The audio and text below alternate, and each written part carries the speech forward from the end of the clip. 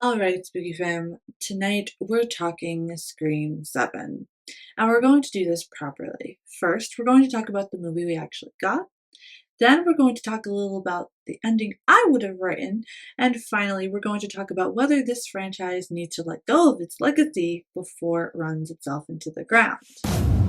Mercy's macabre.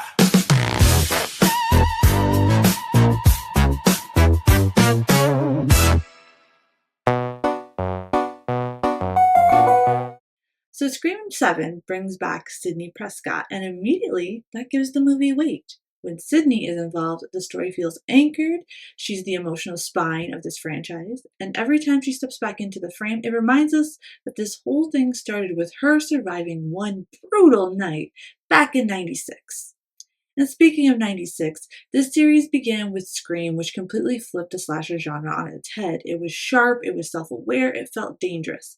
And Scream 7 definitely tries to tap back into that energy. I did like the nostalgia feel of it for us who were there when the first one came out. That I was a kid, but I still remember it. I saw it at the drive in, it stuck out to me. I remember it so good, or so well. I did like that. I like the snarky energy, the sarcasm in it. It felt more like a Scream movie than Scream 5 and 6 did for sure. And I'm pretty sure those two can just be Control Alt deleted, 404 can't be found, and we could just put Scream 7 as Scream 5. So I don't think that Scream 7 is a complete waste. Like a lot of the critics I think are being a little too harsh with it, but if you compare it to 5 and 6, it's actually really good. um, you know, I know maybe that's not saying much, but I also don't think like it's this amazing movie that we've all been waiting for that I've been seeing here either. Okay? So it's definitely mid so far, but we'll get to my final ranking at the end of the video.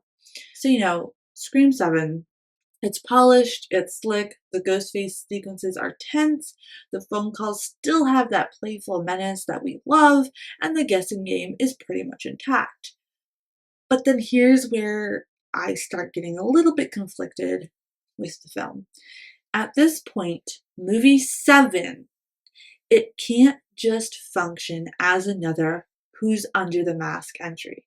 We've done that multiple times, and while there are effective moments and Sydney's presence absolutely elevates it, by the end I didn't feel closure, I felt continuation. And if you're bringing Sydney back in a major way, I don't want continuation. I want finality, which brings me to where, you know, I think I would have written it a little bit differently just so we can have that closure.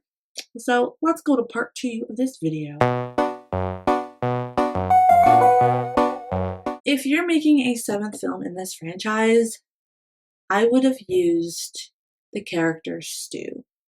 Now, yes, I said it, and people say it's unrealistic, Marcy, blah, blah, blah. Well, you know what? So is surviving multiple stab wounds, so is Ghostface teleporting across neighborhoods. It's horror. I don't expect realism from a horror series, especially a franchise like this that actually picks on the horror genre as a whole. I expect a little bit of myth with it, right? I would have made it so Stu never died.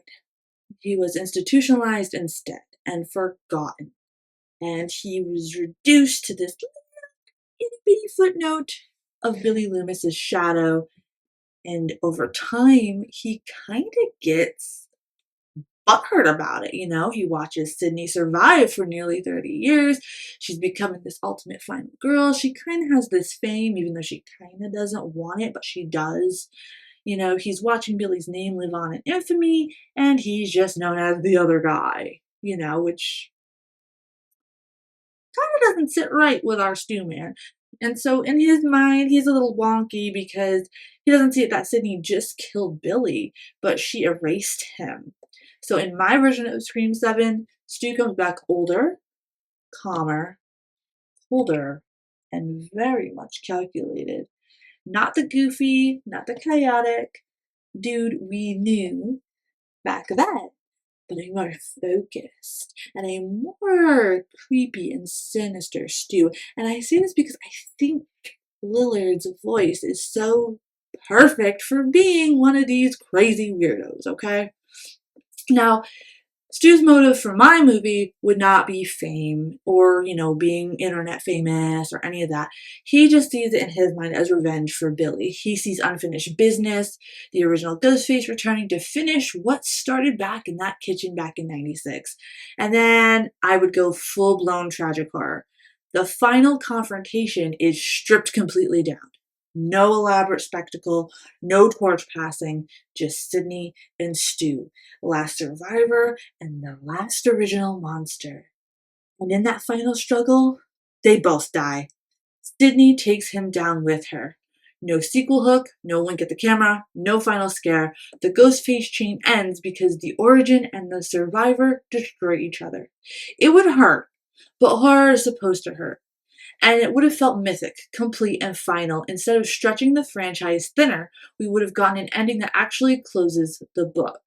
I also think this would have been more terrifying and creepy and just, I don't know. Maybe it's because these more modern ones may not be geared towards me. I don't know, but I just feel like something needs to be done because in my opinion, Scream is not like a super dope franchise to begin with, but it is passable. Like, I think it's fun to watch with friends, and it's really good because of the, sarcasm and all that good stuff back and forth, picking on the horror genres. Absolutely. And I could see why this franchise is popular and stands the test of time.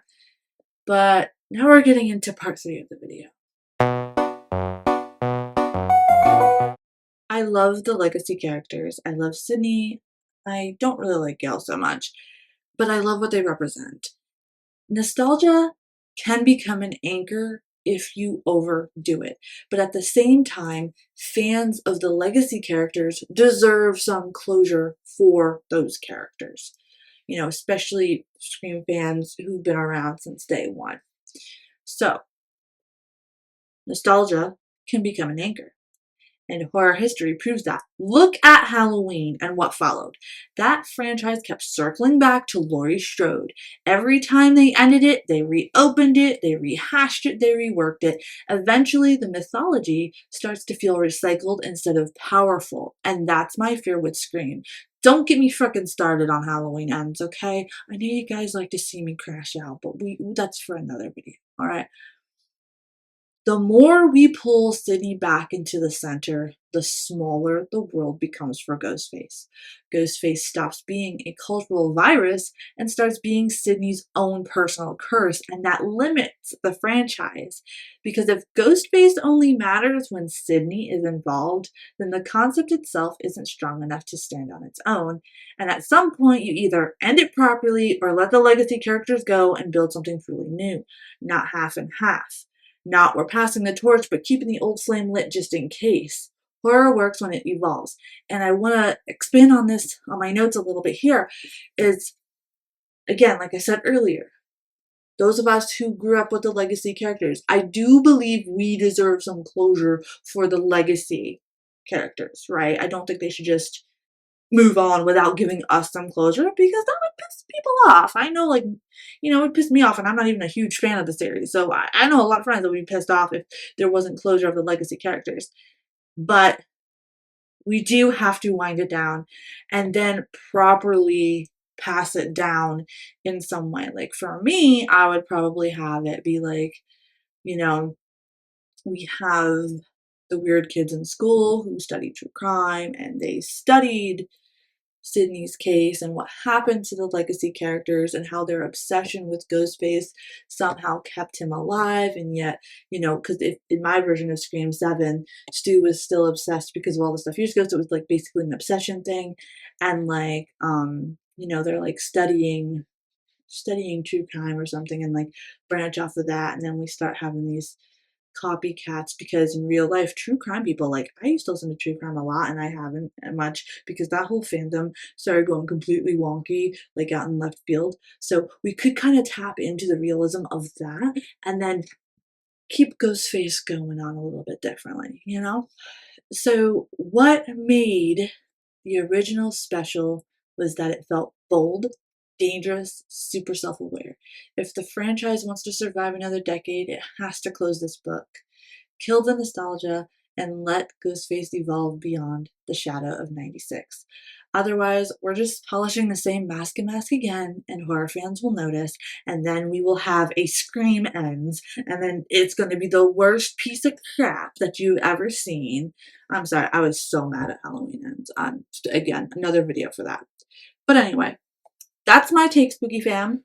The movie we got, the ending I would have written, and why I think the franchise is standing at a crossroads. Do we keep Sydney forever? Bring back Stu and burn it down, or let Ghostface move on,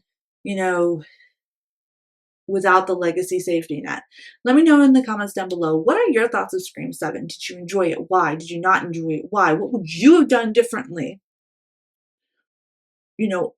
Everything that we talked about in this video. Share your thoughts in the comments down below, and spooky points if you don't fully agree with me, because I love hearing different opinions. So this is going to be really fun, and I hope we have a really good discussion in the comments.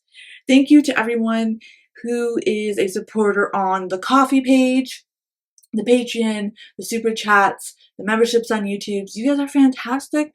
Because of you guys, I am able to do this part-time. I can't wait you guys that comment, like, share, subscribe, and all that good stuff. You are a major help too. So, yeah, thank you guys so much for being on my little corner of the internet.